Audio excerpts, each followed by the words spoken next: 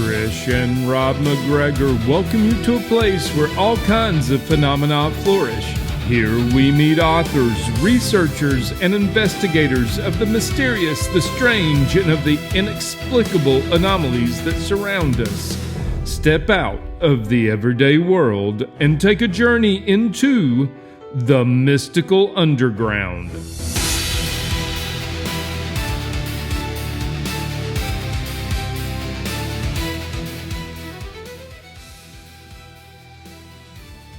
There we go. All right.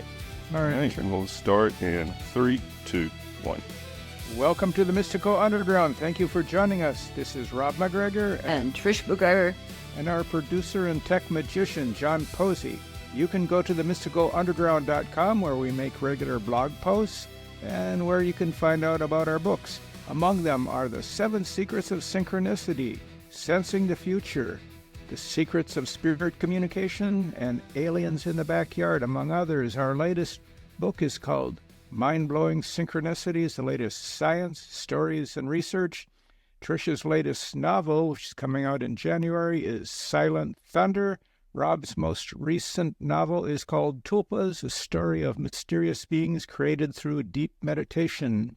If you are watching us on YouTube, we would appreciate it if you would take a second to click the like, subscribe, and notification buttons so you never miss an episode. If you prefer to listen to the show, it is available wherever you listen to podcasts. Please subscribe there. Go ahead, Trish. Hey, Ken Elliott is an artist and author who lives in Castle Rock, Colorado. He spent more than 2 decades collecting stories that show a simple but powerful truth. Our thoughts can literally shape the world around us. He's the author of a terrific book, Manifesting 123, and You Don't Need Number 3, where he shares real-life examples, including his own, to show how you can use your thoughts to bring about positive changes in your life. Welcome, Ken. I've been anticipating this. Welcome, Ken. Trish has been talking about your book for weeks now. Oh my gosh! Well, thank you for having me on the program. I really appreciate it. Okay, I have the main question I've got. Oh, one of them. How did you learn about manifesting? I know Judy was a instrumental in your search. Yes. Well, we meet the people we're supposed to meet. And one of those early things that happened, I heard William Buhlman on the Art Bell program. Mm-hmm. And he was talking about out-of-body travel. And I sent him, he said, if you do this every day for 30 days with this technique he had, what a many, you'll go out of body. Well, I emailed him the very next day, and nothing special in the subject line at all. Nothing clever going on. And he got back to me the next morning, and he said, I got, I can't remember the number. He sold 2,000 books off that segment. Jeez. He said he got hundreds of emails from that show already. And he said, who are you? I'm answering you first. And we became very close friends. Well, that kind of turned my head around, but I got used to that after a while. We meet the people we're supposed to meet. And I'm glad to meet the two of you. And likewise. I don't take any of this lightly, because the two of you make a wave. And some of this goes now for generations. You'll never be adequately thanked for the work that you do. And I thank you for the opportunity to ride on your wave as well. So William and I became very close friends. I did his website, helped him a little bit on books he was writing, not in what he was putting into them, but with a book cover or other kind of promotional things, getting him on radio shows, that kind of stuff. So we became very good pals, one of my closest male friends. And one day on a private conversation, he said, sometimes when I'm on the other side, the non-physical realm, when it goes out of body, I see these things that are on my wish list in various stages of formation. Now, I spent a lot of time with Judy Goodman and learned a lot from someone who goes out of body every night, and William Buhlman, and had a lot of material that's not in the literature. So, yeah, I was a pretty savvy guy, right? And he's telling me this stuff I have never heard of before. And I said, tell me that again. And he said, he makes lists. By the way, guys don't make lists. That's why they can't bring everything back from a verse. At least that's me. So he said, let's say he wanted a new van. he would put that on his wish list. And he'll put it on the mirror. It's in his billfold or something. He sees that every day, that list of these, whatever these items are. And he said, if I just put that van on my wish list, when I'm on the other side, and it happens for him occasionally, he would see that item along with other items arrayed in different states of formation. He said an original thought takes form over there right away, and it looks like a puff of vapor, a wisp of smoke. And if he's been on that van for days or weeks or months, whatever it is, that wisp of smoke will start to take on a 3D form. And when you're over there on the other side, you can look at that wisp and you know it's a van. You just have a knowing. But now it's taking a form of a van. You can't miss it. And later on, it gets more and more 3D, more full color, and it's coming over.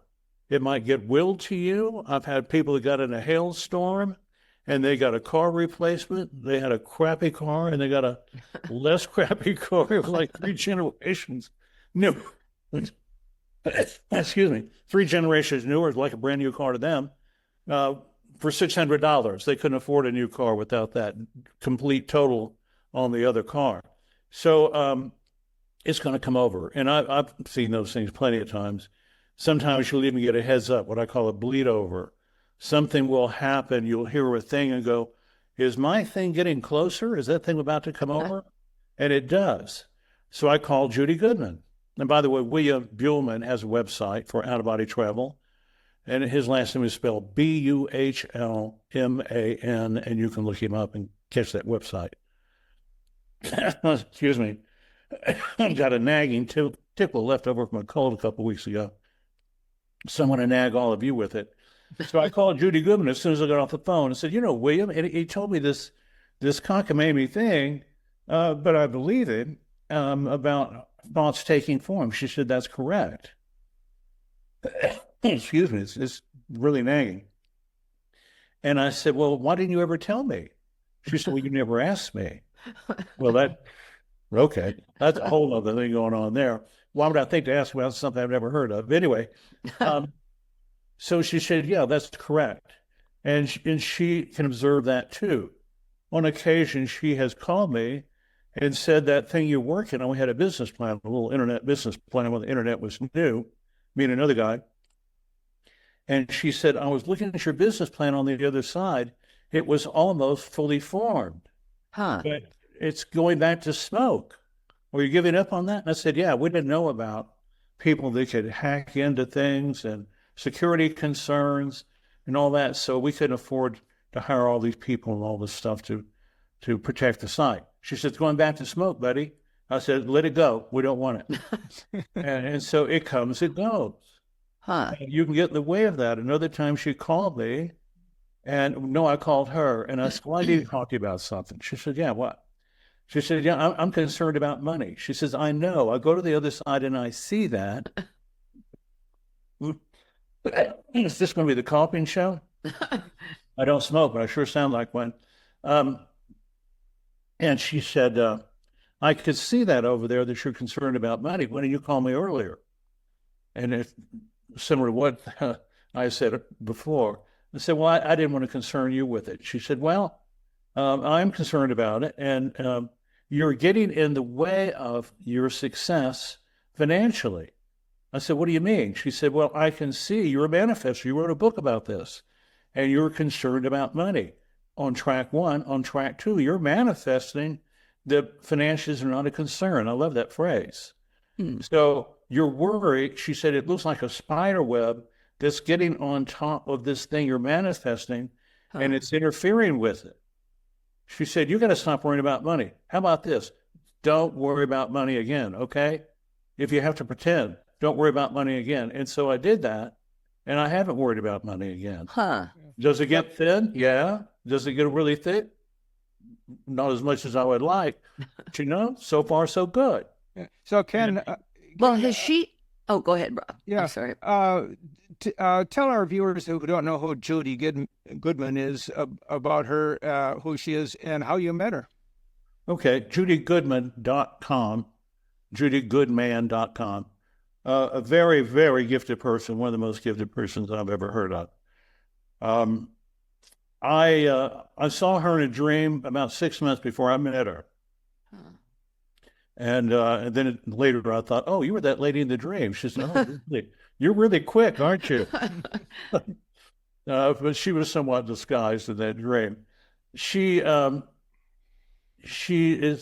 the word psychic, but gifted where she sees what's going on all the time, where their physical eyes and ears, highly intuitive as well, goes out of body every night, comes back with full memory, 29 days out of 30. A very handy things to have on your tool belt. And I've relied on her and from time to time, and she has changed the lives of many, many, many, many friends of mine, many friends. So that's a nice person to have in your front shirt pocket, so to speak. So the closer I got to her, the more that I learned. And then there was a point, a number of us that were in close contact with her, and things started to shift. She said, now, have you noticed that the closer you get to me, the less I tell you? There's that dichotomy going on. This is a definitive book, and I can't underscore that enough. It's definitive because there are other people who know of this, but they haven't written about this. And the core part of it is your thoughts are creating form in the non-physical realm. And if you repeat a thought, it will start like a vapor and will congeal and get more and more solid, and it's coming over. So-called good things, so-called bad things. And there's two things in this world, love and fear. And after being around the manifesting idea and seeing it demonstrated in my life and the hundreds of stories that have come through the website, what is that, manifesting123.com, go up there and look around those stories. It's very uplifting, little ones and whoppers. But after years of this, I have learned to stay away from fearful thoughts. Now, they're going to happen, but I just don't let them repeat themselves. And if I have something that's in my face that's really disturbing me, I'm going to manifest a solution. I'll begin to create something that will oppose that problem. Well, when you're out of body, do you also see what's coming, like Judy does? Excuse me. I haven't been out of body that much. Mm-hmm. Purposely, and because I'm lazy. If you want to go out of body and you get on it, you're going to go out of body. And I did go out of body in 30 days, like William said on the radio. And I made a small bet with a friend about that. And I've learned a lot from William. But if you don't stay on it, do this as a daily, a few times a week regimen, then it's not going to happen. It does happen for people who do it spontaneously. Now, I get pulled out of body. It's kind of like they get me by a hook and they take me over there and they show me stuff. And then they give you a little time and say, well, you're just going to be a delinquent, so you have to go back home. That kind of thing. So I use a lot that way. But what I have learned about being out of body is everything over there is a construct. Everything over here is a construct. This was a tree there. This was a tree. Now it's not a tree. Yeah, I like that. So how many thousands or hundreds of thousands of man hours does it take to go out in the forest and get a tree and have it wrapped and packed, and I can pick it up and use it for copy paste. Mm-hmm. So it's all thought. All of it's thought. Now, there was, I think it was during the late 80s, James Roberts. No, it was in the early 70s, I guess. James Roberts wrote about excuse me, what you're talking about how your thoughts create your reality. Oh, I want to read that. Thank you. Oh, the Seth books are terrific. You'd love them. Please send me that. I'm all over it. Okay, good. Okay. Now I'll quit making falsehoods. Yeah, I want to get on that. I wish everybody knew that. I like what Galileo said. All truths are easy to understand once they're first discovered. And this is really simple, basic stuff. Where everyone is born with this. no one is better at gravity than the next person. You know, it's just an inherent natural law. And this thing about thought is, and runny noses run downhill. That's a natural law. Well, to quote another great philosopher real quick, Mike Tyson once said, everybody has a plan until they get punched in the face. How do you overcome that when you're, you know, when things don't go quite it's just a function of time? That's the way you have to look at it, or what, as far as if you're not manifesting what you, okay, if you feel like I'm so glad you answered. Go ahead. That's it. I'm so glad you answered that question, and I have to be nice to you because you can cut me on and off. It's like talking to God here, but I'm not used to God asking me a lot of questions. Voice. It is the disembodied voice of John. That's what I feel about him. Yeah, if you have a God voice, you can just sort of throw at it. I like what Judy recently told a friend of mine who's been going through some difficulties, and we all have them. You know, why do bad things happen to good people, et cetera, et cetera, et cetera. This is a belief system of mine, and I have seen my past lives, as have many other people, and there's thousands of people that talk about this, many tens of thousands. Judy said, quite simply, you're always in your plan. You're always in your plan. Having a bad day? Well, it may not be this little thing, but the fact that you're having severe difficulties, or it could be a disease, or I just can't get that job that I really like. I like to use the word career instead of job, by the way, but it's just not going your way. That is your plan. Now, with manifesting, you have been endowed with the ability to make change.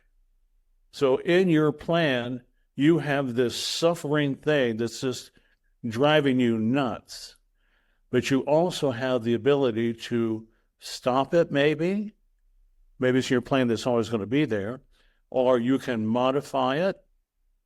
You'll become a teacher of the thing.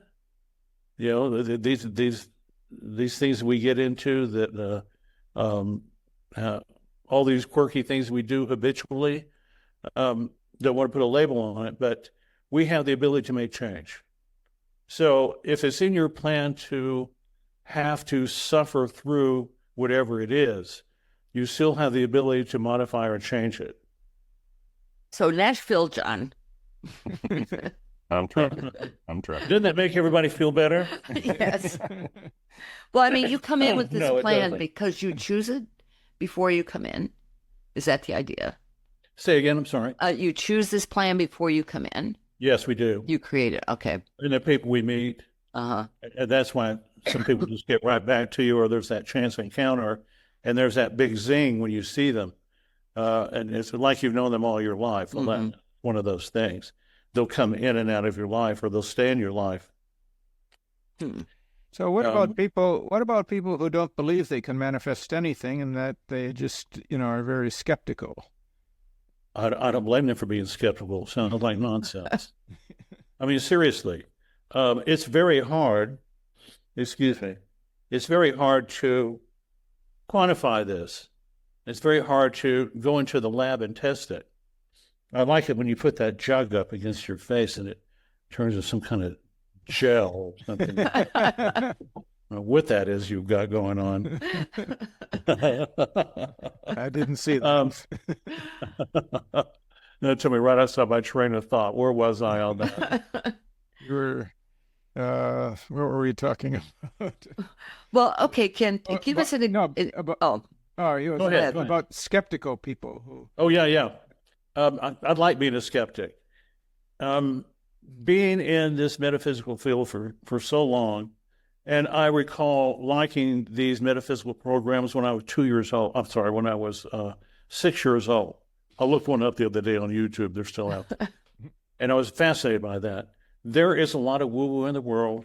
There is a lot of controversy. There is a lot of people that come up with these schemes and conspiracies. That's all over the place all the time. And even more so with all the stuff that we can get our hands on. I've seen this proved out too many times, and I can get behind it because for years before I wrote the book, I would send Judy things in thought. Because after I had that conversation with William, she said, yes, your thoughts create things. I got a call from someone, another friend of Judy's, and said, Judy's got a birthday. Well, I did this for Judy's birthday the year before. She said she sent her a bouquet of flowers. Now, Judy was offshore. That's a great story. And I said, what do you mean? She said, well, in thought, I sent her a big, beautiful bouquet of flowers. She was in the Caribbean at the time, visiting a friend. And she said what happened was she contacted Judy the next day and asked her about the thing that she had sent her. And Judy said she went to her whole hotel room. There was a round table when you walk in, a little foyer. It must have been a very nice room. And there was a big bouquet of flowers, a very big bouquet of flowers in spirit. Huh. And it had all these sparklies and streamers, this energetic stuff coming off of it. And it had an energy signal, so she knew who it came from. It came from this woman. Huh. And I said, well, I like the idea of that, like a 3-year-old. I said, well, I'm going to send you something in thought. She said, what are you going to do? I said, well, I'm going to think about it really hard and send it to you.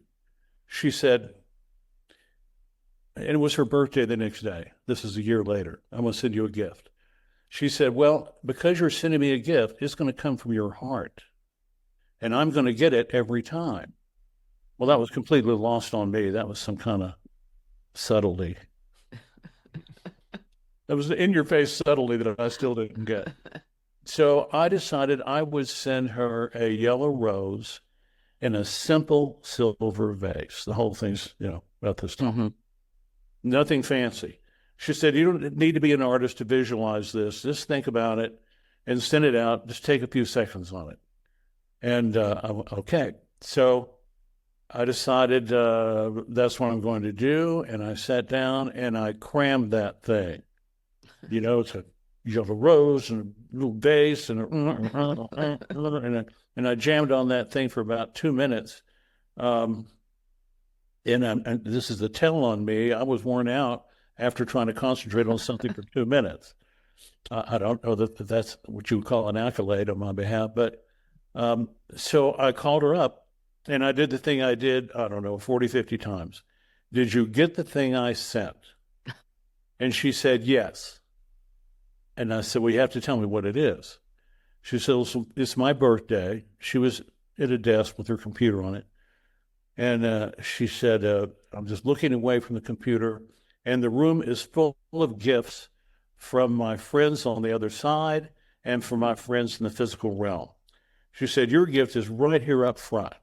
Well, I didn't want to, I don't know what that's about. Didn't want to get into it. I just want to know if she got that's it. And she said, was it your intention to send me a yellow rose? Well, that just floored me. I've been around this a lot, and I've seen the things, the people who do things like this on television, but when it happens to you, it'll choke you out. Yeah. And I said, oh my gosh. I was speechless. Actually, I didn't say a thing. I have to think about how that went down. It is all in the book. There were 2 of these great examples. Yeah, those are great stories. Yeah. And I said, all right. I said, well, she said a yellow rose. And I was just astounded. I'm trying to think if I had a response. I did say something, and she answered back. And she said, was it in a silver vase? I think I said something like that to get a response back. And she said affirmative in that. I can't remember exactly my quote, but she came back with this. Oh, I remember now. I said, did you get the thing I said? She said, yes. And I said, you have to tell me what it is. She said, it's a rose that's been dipped in gold and is all aglow. Wow. That's what she said. Well, that's not what I sent. I just sent a rose. And I said, what? I don't understand. And she said, that's not what I got. When I said, I sent you a yellow rose, she said, I know, that's not what I got. And I went, what? And I said, well, what happened? She said there was somebody that wanted to get in on this. Huh. They knew what you were going to do. So they got your thought of the rose, dipped it in gold, or, surrounded it in gold, and sent it on its way. And I'm a real novice at this stuff. And I said, listen, we've talked about thought. I don't want to get into quantum. We don't fully understand it anyway. But thought is instantaneous. A mother will give some heads up about her daughter on the other side of the world. It's instantaneous. And there's no barrier to it, that pure thought. And I said, well, we've talked about that. I mean, who could take a thought and grab it and embellish it? She said, some big guy. Now, I like this story for the people that are not only skeptical, but they're quite religious, and this is a hard road for them about this manifested stuff because it's not in the Bible, right? Mm-hmm. And I like to say, well, I think I got the good housekeeping seal of approval my first time out of the box on this. And I asked her, Judy, who could do that? She said, a big guy. I said, what do you mean, big guy? She said, JC, big guy. She calls him JC. She sees him around the house from time to time because they're pals, not in a super religious sense. And I said, JC, like Jesus, big guy? She said, yeah. Well, I can't put my arms around that. And a lot of people's reaction would be, thank you, Jesus, thank you, Jesus. And mine is, I'm trying to get under the furniture because I realize that Santa Claus really does know what you're doing, right? Get this really rough backlash on this group I stepped into here. And so that would happen every once in a while going forward. I would send her something and thought she got it every time. I did another one where I did it in real time. I'm going to put something in a chair. We can go into that if you like. And she watched my thoughts on the other side in the non-physical realm, an object appear in that chair in real time. But was she out of body then? No, she was sitting in her chair in Georgia. Oh, This is the San Francisco Bay Area, 2,200 miles away. And my thoughts are creating a result in real time. I can tell you a story if you like, or we can go on. I have a question there. Yes. A little bit different. What about kids? Do you think they can manifest things themselves maybe easier than adults, or what do you think that's possible? To manifest? Children. To manifest children? No, children manifesting whatever. I think they're fantastic at manifesting. Don't they get most of the things on their Christmas list? yeah, they do. That's true. Yeah, I have a story to put in related to that. Yeah, I use that example. I think they're excellent manifestors. They don't have a lot in the way except fear. Right. Mm-hmm. Yeah. So Yeah, they can fear that.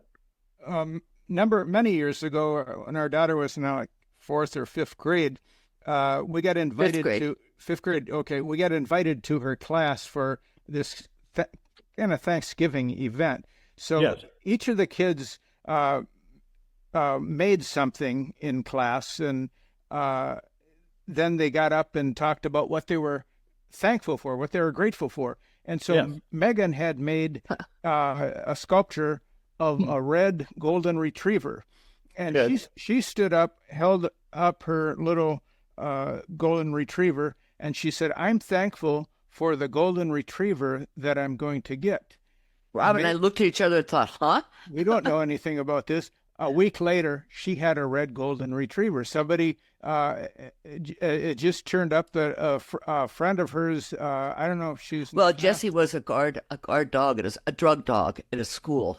Okay. That's what it was. right, and flunked. The dog did not want to bust kids for going to lockers. So they said, we got to get rid of this dog, and the friend of hers, the father, was the head of the program, and so we ended up with Jessie. It was a great family dog, even though Wow. not very good at busting kids for drugs.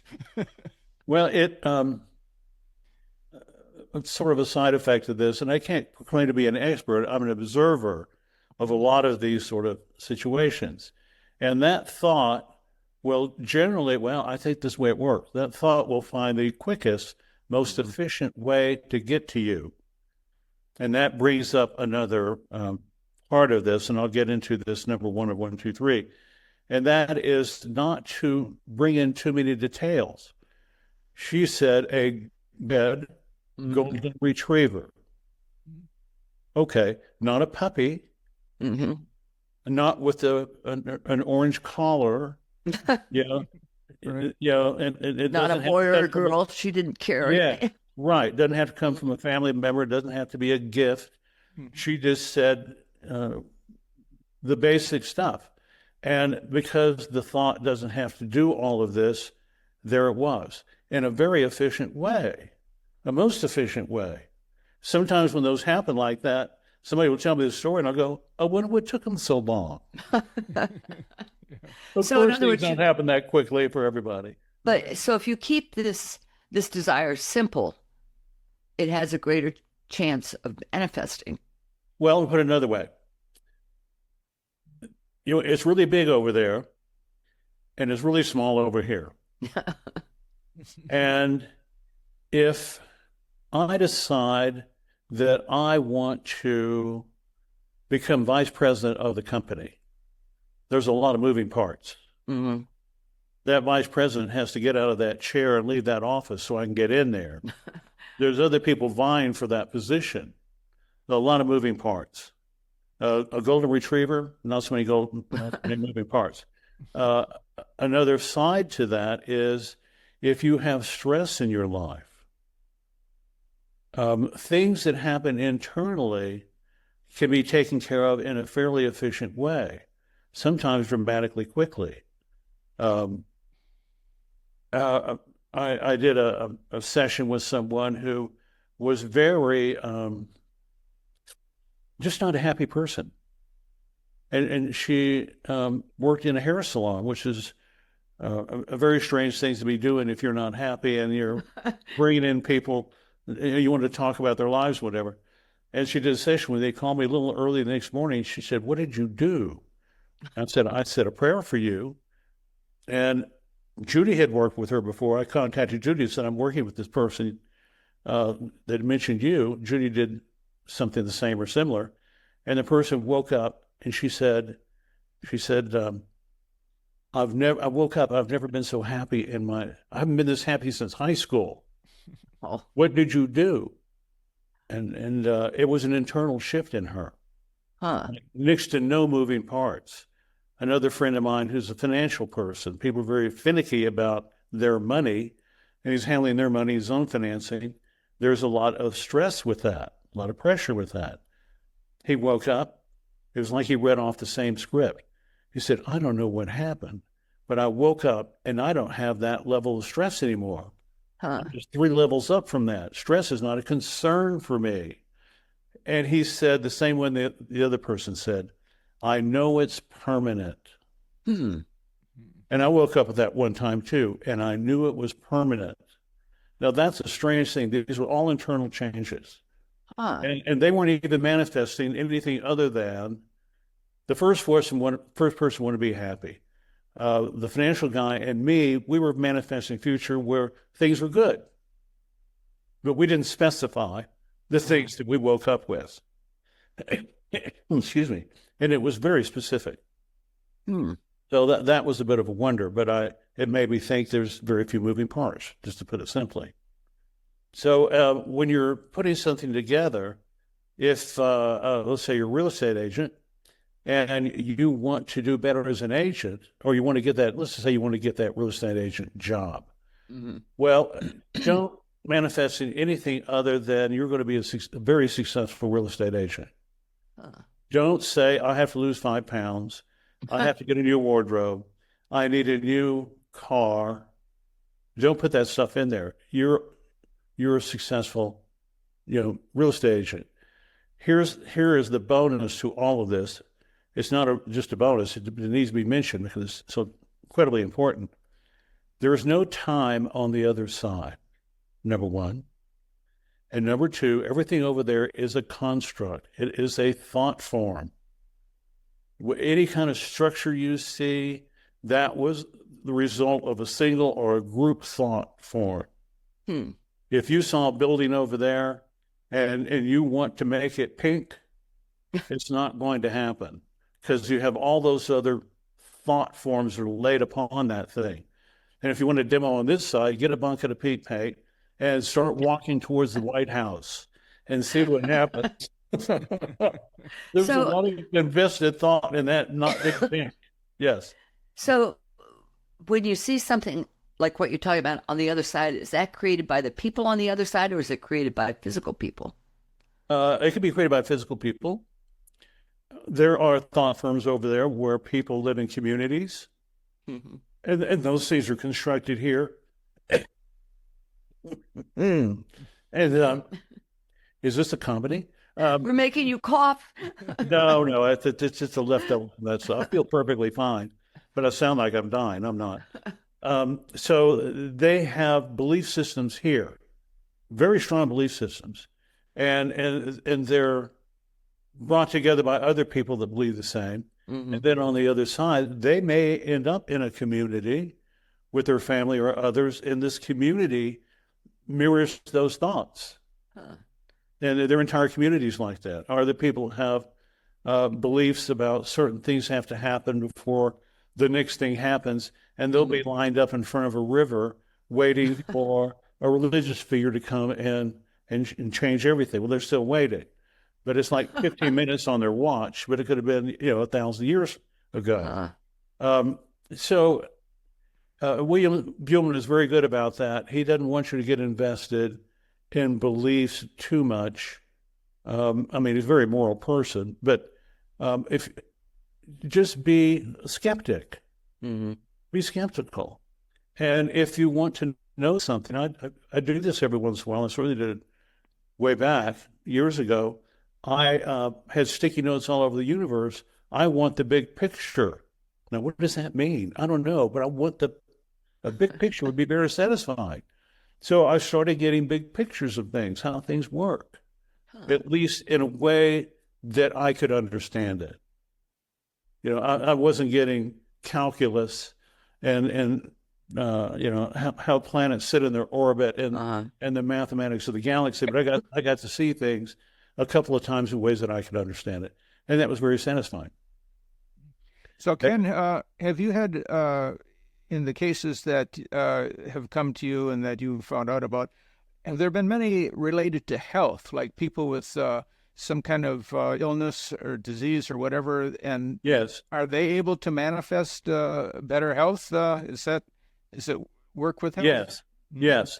I'm working on that thought as we speak. Yeah. I had a terrible cough. I got something that put me down for a couple of days, a terrible cough about two. Yeah, I had an experience very similar to that with this cough after a cold, and we were at a concert. It was like a kind of a, it wasn't a loud concert. It was, it was very quiet, and I just kept coughing, and people were looking at me. Yeah. Yeah, and you were giving everybody COVID in the room. Right. Yeah. Yeah, that's unnerving. Yes, no, in my case, I took over-the-counter medications. It's just running its course. So it hasn't stopped overnight. But every day I do manifest that my body's in perfect health. So it's unusual for me to get a cold. I take one medication for, I was on the edge with calcium. And so, I take a pill for that, and that's it. So very fortunate that way, but that's genetics as much as anything else, I'm sure. But for health, yes. And I like to recommend when you're manifesting something, miracles can happen. And the difference between a big miracle and a little one is nothing. It's just nothing. They're all miracles. Yeah, miracle's a miracle, but large or small. So I'll manifest sometimes that I want something reduced. I do things like that every day. If I have any kind of aches and pain, I'm on it. And I ask my body to fix it or to reduce it.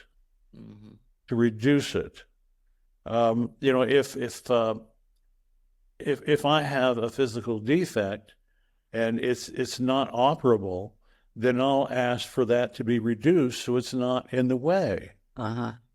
All right. I had a woman that, I'm an artist. I did an art class.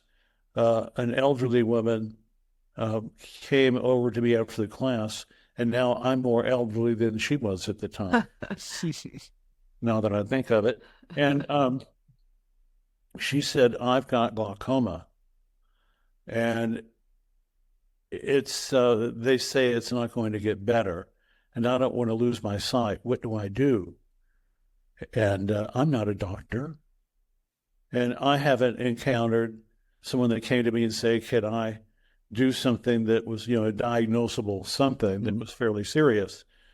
And so I told her what I'll be putting out on the program, a lot of what I've already said. And she got back to me 6 months later. With glaucoma, she has a checkup every 6 months to check the progress. And her doctor, we back up. She made a movie.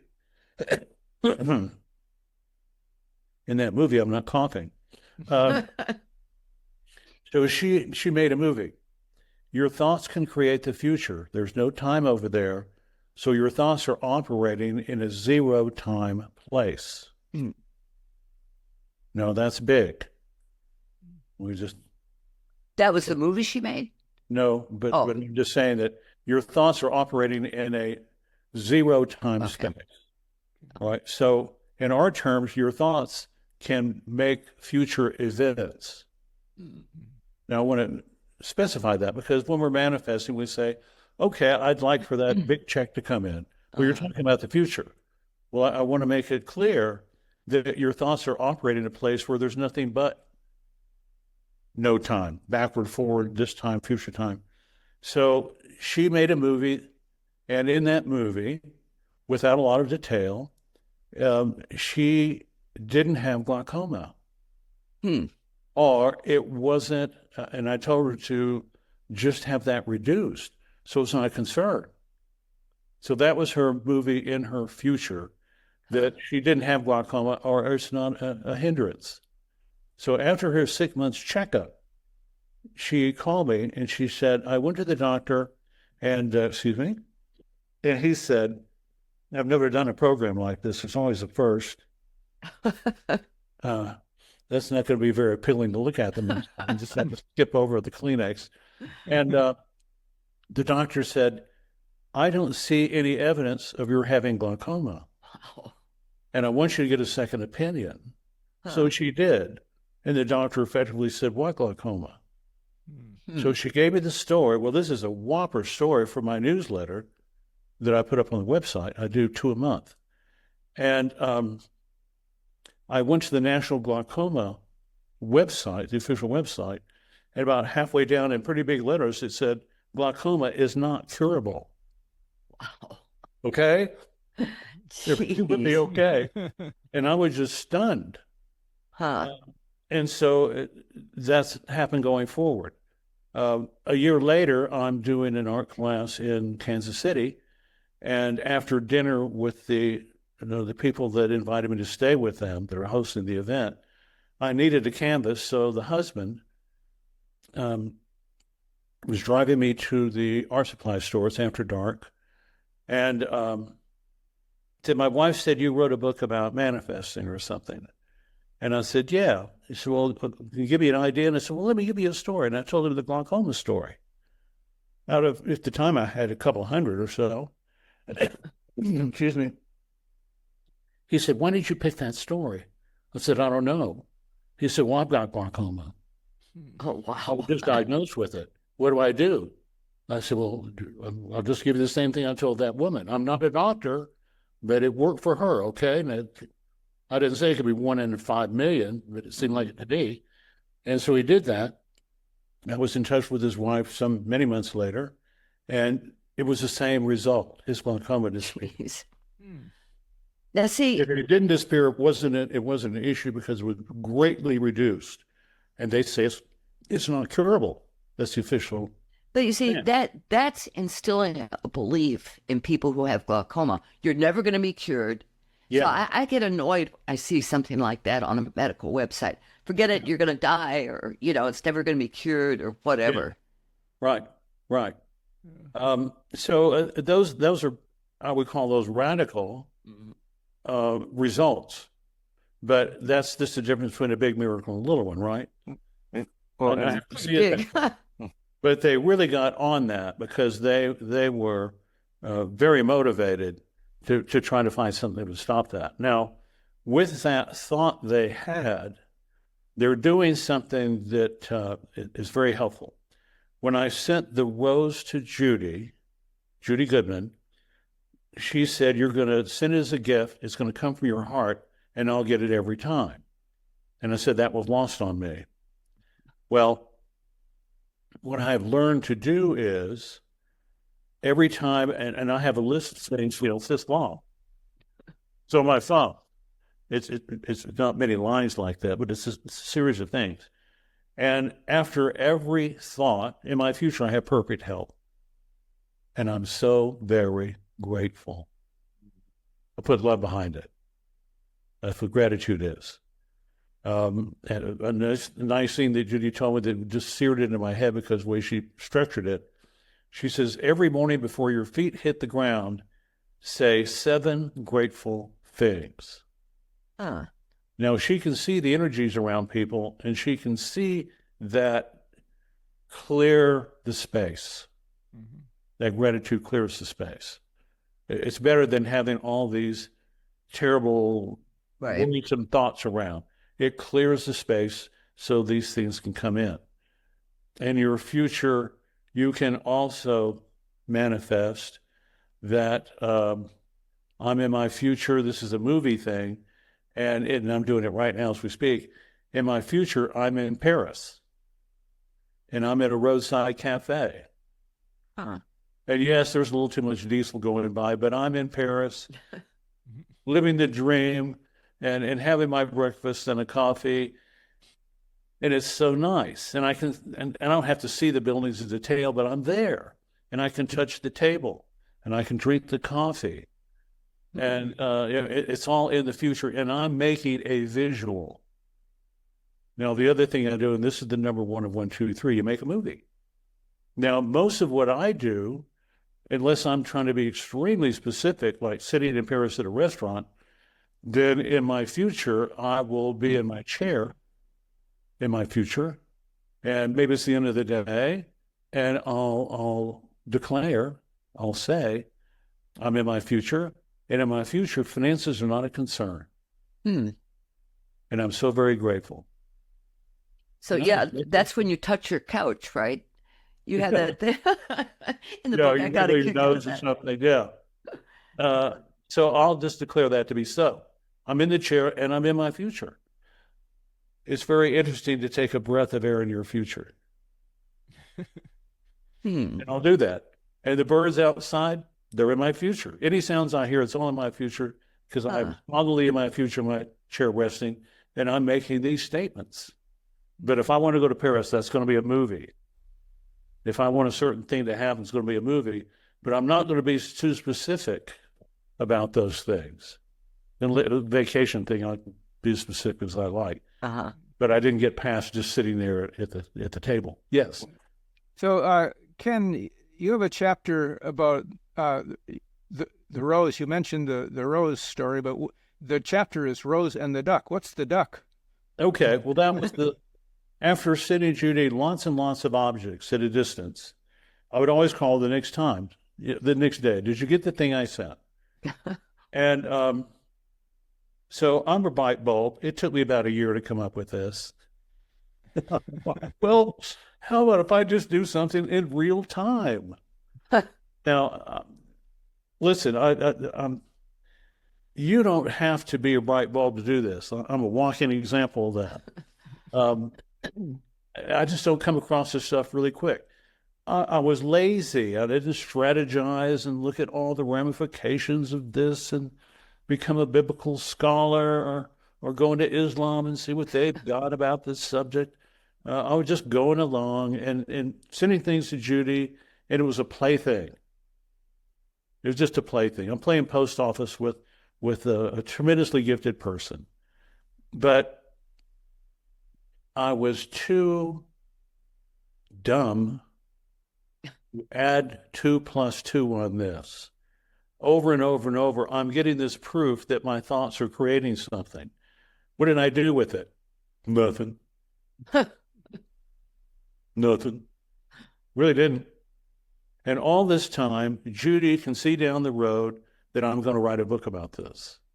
So she allowed this nonsense stuff I was doing to happen over and over and over. Don't send Judy things and thoughts. She's got so many layers of protection. It's never going to get in. Don't send it to me. I'm not going to say I'm not gifted. I am, but not to the degree where if you send me things, I'm going to pick it up floating around the living room. So don't bother. Do it for yourself. Test yourself. That's where you want to go with this. So I decided, I called Judy up. She's in Georgia. I'm in San Francisco. I said, I'm going to send you something in real time. Boy, I felt so smart coming up with this a year later. And, a really thinking person would have jumped on this the second time around. But I'm a year later, I'm going into this. And she said, what are you going to do? I said, well, I'm going to send you something in thought. And I think about it really, really hard. That's where I was. I'm still thinking about really, really, really hard things. I haven't developed a strategy to create a thought and put gratitude behind it, because it would just make it much, much, much, much exponentially stronger. So I'm just going to think about it really hard. So I said, just stay on the line. Do you have a chair in the room? She said, yeah. All right, I'm going to send you something and put it in that chair. So now I'm thinking, what am I going to send? Well, I don't want something the kids outside might be thinking of, or anybody else, or something I just saw on a television commercial. And I'm an artist, so I can go into wacky land. So I thought to send her a 5-foot-tall Daffy Duck. And it's got a stick like a ruler,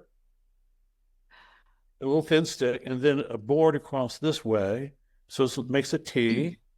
And on that horizontal thing in red lipstick, it says love on it. So I'm sending her a Daffy Duck with a handheld sign that says love on it. And I go to work on that. I don't have a Daffy Duck in front of me, but you don't have to be super accurate about this stuff.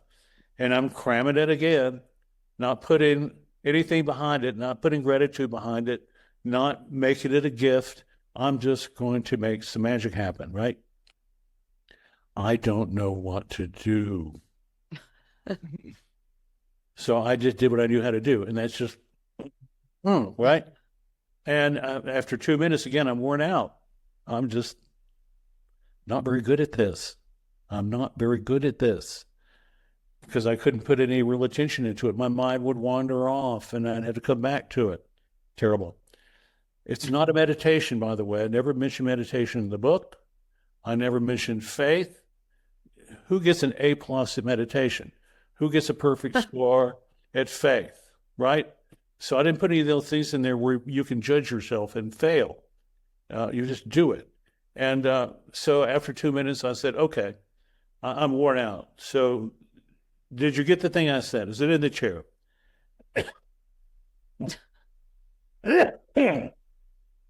After my call, she said to me, yes. Was it your intention to send me a cartoon character? Well, I choked on that one too. I said, did you? Yeah. She said, well, you had a wimpy thought, so you got a wimpy result. But it wasn't a 5-foot-tall Daffy Duck. She said, there's this 2.5-foot-tall thing, humanoid shape in the chair. He's got little skinny legs, little skinny arms, and he's got cartoon colors on him. So I figured it's a cartoon character, and he's got a stick in his hand. So 2 minutes, she could see forming in the non-physical realm in her chair, my target spot, a Daffy Duck with a sign. And what did I do after that? I hung up the phone and went, huh. I didn't do a damn thing with it. That I was just shown the keys to the kingdom. Yeah, no kidding. And I went, huh. So that's who you're dealing with on this show. Plus, Yeah. everybody knows. But But it's, that- yeah. that's kind of scary in a way that you can send a thought to her and she picks up. Can she do it on the other way around without you sending a thought to see what you're thinking about? Is she that would that be an offensive thing to do, to go into somebody's mind who is not asking for help? Well, if you have that level of giftedness, Yeah. there's all sorts of do be's and don't be's. Uh-huh. And they're just just everyday moral, logical things to do and not to do. Right. And that would be one of the things not to do. But without yet, someone's permission. yeah, but yet you can manifest bad things too, right? I mean, Absolutely. If you're mad at somebody and you say, I wish they would get in a car accident or something, I mean, Yeah. that would be a bad manifestation, but it could work, right? I mean, there's Yes, there's no morals in the manifestation process. Yes, I was a hospice volunteer for quite a while before the internet, and there was a nurse that came in. I was already there with the hospice patient, and she looked a little out of sorts. And I said, "You okay?" She said, "I had a horrible time getting here. I had one of those maps, and I got turned around, and I rolled through a stop sign, and a guy screamed at me, honked at me, and screamed at me, and shook his fist or something. And she screamed back at him because she was late for a hospice patient. And that's very critical to her. And that's not her style. And she was so embarrassed.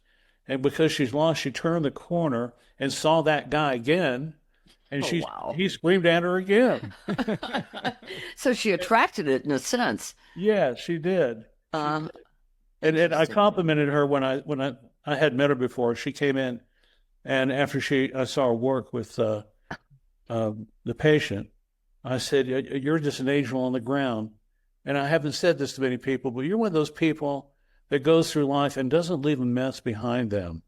She said, "Why did you say that?" I said, "You're just one of those people." She said, "I just made a mess, and it came back to me to clean it up, I guess." Yeah. Huh. The yelling at people, sending them bad thoughts, that thought will reach them. Now, it might be in a much diminished form. It could even be in a full strength form. I just had a conversation with Judy about this just like 3 days ago. And she came down on the side of what she observes as somewhat diminished form. A lot of the times it just comes right back at you. Mhm. So when you get in that realm of the non-loving realm, that would be everything else you can dump in there. That's the fearful realm. Yelling at people in traffic or sending hateful things to people that have you perceive have offended you. Maybe they have, maybe they hadn't. That's just places you don't want to go. I'm sorry, just real quick though, I really feel like I have to get this in because I was thinking about asking a question earlier about how you were talking about big miracles, smaller miracles, no time on the other side, and Trish and I had been talking about driving in traffic and stuff before the podcast. And so we went into the cars. So y'all started talking about, cars came up and everything. But that was the question I was thinking about earlier, is that I've been, I'm sure more than the ones that are coming to mind at the moment, but I've been in multiple situations in a car where there is no reasonable explanation as to how that didn't become a wreck. Yes. And I mean, there's one in particular where I just do not understand. The guy was in front of me and then he was behind me, and believe me, I drove straight home, locked the door, and didn't leave all weekend. It was on the truck. Yeah. But I mean, so that was, in my estimation, a miracle. But was that like a peer-to-peer thing going on where, because all I did was drive straight. I didn't do any crazy driving or anything. I was just like, okay, just keep going straight. It'll be all right, And so the guy like goes all the way across the lane in front, all the way across 3 lanes in front of me, hits the barrier, and then somehow stays tries to stay in control, and then bounces off the barrier and comes back across 3 lanes behind. God. And that's the most extreme example, but there's been some others. But Yeah, that can't happen, but it happened. Now, keep in mind, on the other side, there's no time.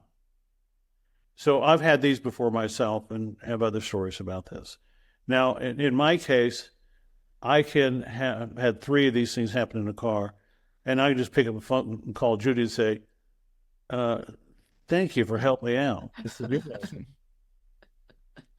Well, who could we call? We're going to call you, Ken. Yeah, I call the voice of God. They're running the show. That's who I would call. So that was just a demo of what can happen on the other side. It could be an aunt or an uncle. Any adept, very adept personage, an angel or a person, can have influence in the physical realm. But could it have been possibly? I mean, no way of knowing. But I don't know of any way of knowing. But could it have been just you were talking about sending the gift, and someone else picked up on your thought and did something to change the gift. But could this have been somehow me and the guy in the Jeep were communicating? I don't know about that, but there's communication going on somewhere. Sure. And because there's no time, it's not for an adept. Since there's no time, they have the time to say, I'm going to get a hold of Mike and Jim and Mary over here. I want you to come over. Something's about to happen over. Can you see that? Yeah, let's all jump in. I want you to stop the car over here, and you guys bring it around on the other side. And we're not going to let them know what happened. And we're just going to have some fun with this. Yeah, I'm perfectly good. I'm perfectly good if there's a whole team working on the problem on the other side. That's fine with me too. But it could have been one, but there's enough time to bring in a whole thing. Because there is no time. Yeah, exactly. So we're coming to the end of our hour. No, but I gotta ask you one thing. We got to do number 3. Manifesting 1, 2, 3. What's 3, and why doesn't it count? Okay, well, let's do the why don't you need really it? Fast. Okay. Well, the number 2 is about fear. Yeah. Your fearful thoughts create reality. Remember, I was entangling like a spider web my thing about no financial concerns. So if you have this great fear and you're repeating it, why wouldn't you? I can't tell people don't worry about it. Stop thinking about it. You're going to have this fear. You need to take action on that fear, please. Lacking any other better idea. This was given to me one time when I was in great fear about finances. What I got was take action on your fear. Well, what does that mean? I didn't hear a voice. It was just there. And so it was another packet of information came down. So if you're concerned about finances, I'll use that as an idea, then you need a raise. We'll just call it a raise. So make a list, go to your boss and give him some reasons why you should have a raise, how you're a benefit to the company. Number 2, call a mentor. Number 3, call somebody that's in that field, that knows the ins and outs of that field. The next thing, look around and see what other job openings are available in that field. Now, you can't get all those things done in one day, but at the end of the day, you put out some things, you're waiting for return calls, and when you stop worrying about that, just tell yourself, I've done everything I can do today. Tomorrow's another day. I'm manifesting result in my future. That is absolutely everything I can do. Now get a good night's sleep and go at it again tomorrow. And give yourself a break. So, that's the number 2. Take action on your fears. Now, the number 3, and you don't need number 3, is that we're all endowed with this ability. We can manifest anything, and we can manifest things in the future. That's quite a superpower. And you don't have to dress up like Superman or Supergirl. Get yourself in some sort of meditative zone. You can do this when you're driving the car. Please don't get distracted. But you don't have to do this special bit. You don't have to purify. You can just be who you are, and you're going to make these things happen. You don't need the number 3 at all. This gives me an excuse to tell you you're already bigger than you think. If you could see yourself on the other side, it would shock you. It would shock you. I just saw that once. And it was some guy in a robe that looked like me. And there was so much love coming off that guy, it would melt steel. That's who we all are. I'm just a pumpkin head. There's bigger guys out there than me. So we have everything we need. But don't forget, whatever you're in right now, that is your plan. And now you can modify and you can declare, all right, I'm going to, if I'm going to be my plan, let's move on to the better part of the plan, okay? And start manifesting away, which are going to be in your plan. Okay, thank you very much, Ken. Oh, wait, Ken, tell everybody where they can find you. Oh. Your website. Okay. It's www.manifesting123.com. And sign up for the newsletter. You get 2 a month. And I'd love to have your stories. I'll send you out a book with every story. There it is. Now It's a great book. It's the best book on manifesting I've read. Thank you. Thank you. It really is. It's fundamental. It's like a genie. The genie comes up. You get to make some wishes. It's very much like that. You're the genie, though. Oh, this has been great. Can we have you back on? I would love to. Okay. What are you doing for dinner? Let's go out. Yeah. All right, great having you here. It really is. My pleasure and my honor, truly. Thank you. Let's stay in touch. Okay. Okay. Bye-bye. Bye Take now. care. Yeah.